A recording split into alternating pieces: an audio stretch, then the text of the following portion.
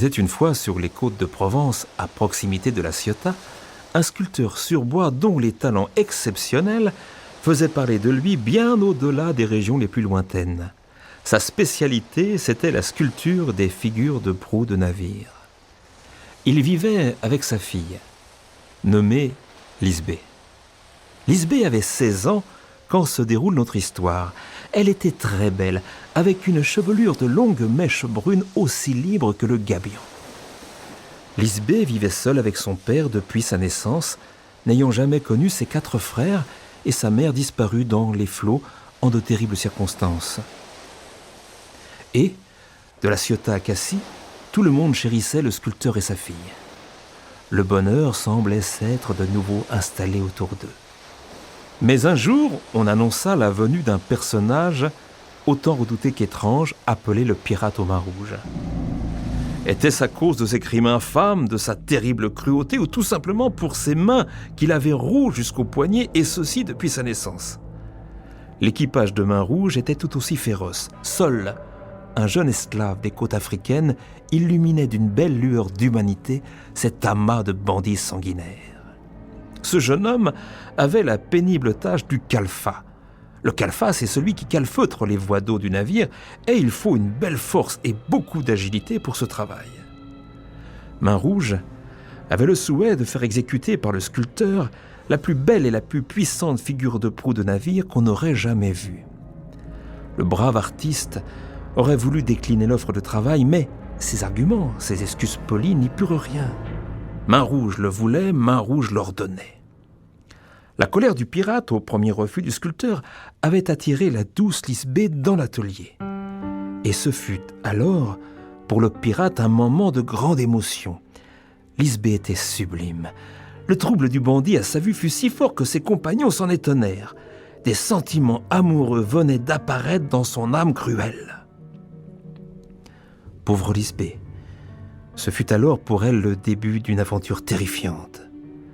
Mains Rouges s'empara de la jeune fille, l'emmena à bord de son navire et jura au brave père que jamais, jamais il ne reverrait sa fille s'il ne pouvait monter sur son bateau dans un délai de 2 pleines lunes la plus belle figure de proue des océans et des mers. Le pauvre homme sombra dans un immense désespoir, comme au temps de ses malheurs passés. Il alla rendre visite à la vieille de la forêt, mi-fée, mi-sorcière, qu'il avait jadis aidée dans les jours pénibles.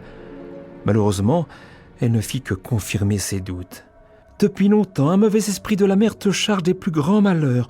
Tu ne reverras peut-être jamais ta douce fille, mais je te conseille de ne pas refuser le travail. Je te conseille même de reproduire aussi fidèlement que possible dans ton œuvre les traits de ta douce Lisbeth. Et puis, prends cette lourde fiole. Elle contient un vernis magique. Recouvre-en la totalité de ton ouvrage dès que tu l'auras terminé. » Alors, surpris mais confiant, le brave homme fit ainsi. Quelques semaines plus tard, le travail était terminé et Mains Rouges vint prendre livraison de sa commande.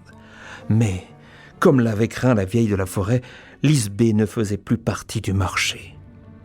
Mains Rouges jeta au brave homme une bourse pleine de pièces d'or en hurlant à son attention. « Cette bourse sera ton seul salaire. Quant à ta fille, j'en ferai ma femme et jamais, jamais tu ne la reverras. » Mains Rouges le voulait, Mains Rouges l'ordonnait. Le père de Lisbeth, tout en soutenant courageusement le regard du pirate, prit la bourse avec dédain, vida son contenu à la pointe des lombards et jura au pirate que jamais sa fille ne lui appartiendrait. On raconte encore aujourd'hui que les soirs de pleine lune, on voit scintiller à cet endroit de belles pièces d'or, mais qu'elles disparaissent bizarrement aux yeux des éventuels plongeurs. Le navire du bandit avait repris la mer, atteint les îles du Cap-Vert, mais à son bord régnait une atmosphère des plus pesantes. La belle Lisbeth était prisonnière dans une petite cabine sous le pont arrière.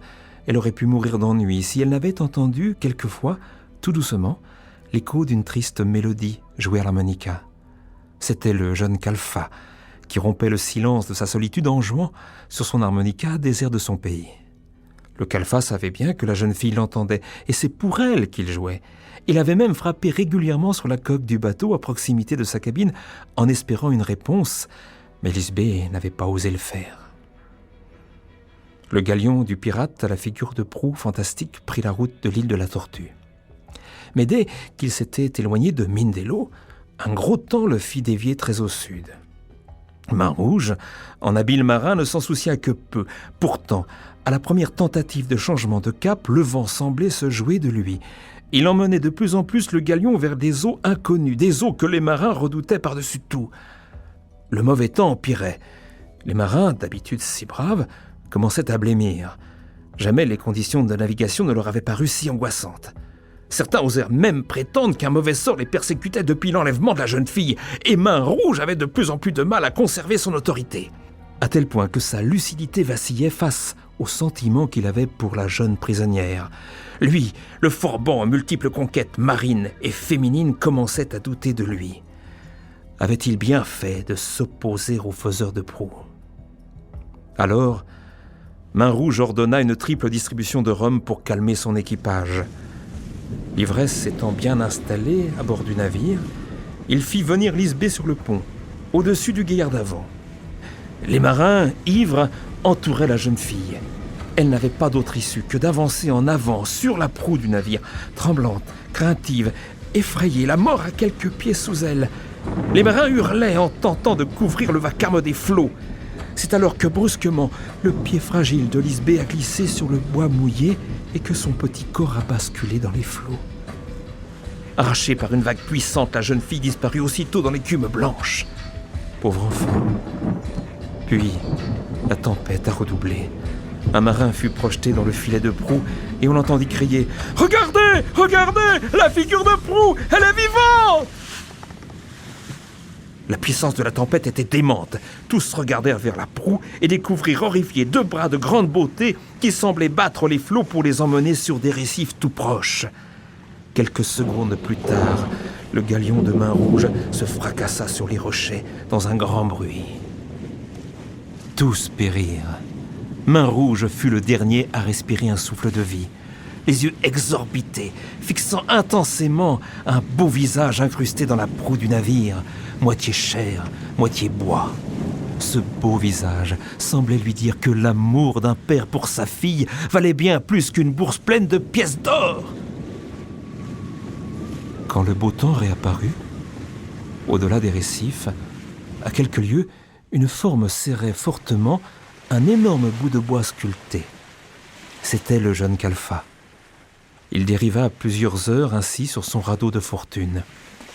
Et c'est, quand il sentit ses forces l'abandonner pour de bon, qu'il s'aperçut qu'un léger souffle lui caressait les épaules. Quand il ouvrit les yeux, il vit alors le beau visage de Lisbeth, dont l'haleine embaumée lui redonnait la vie qui lui manquait. Tout au-dessus de leur jeune silhouette, haut dans le ciel, volait un bel aigle blanc.